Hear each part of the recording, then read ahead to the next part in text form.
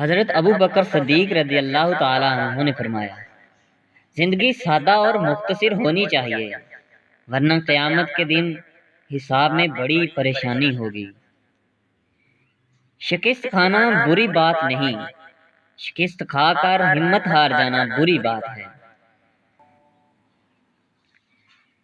اسلام کے بعد مومن کے لیے مغفرت اور عافیت سے بڑھ کر کوئی نعمت نہیں۔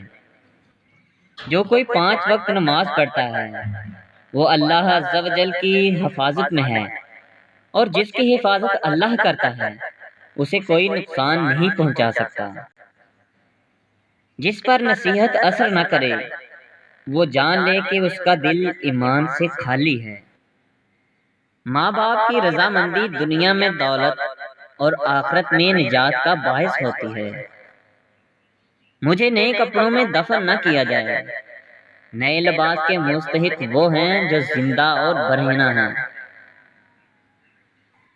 وہ عمل جو بغیر علم کے ہو اسے بیمار، اور وہ علم جو بغیر عمل کے ہو اسے بیکار سمجھو۔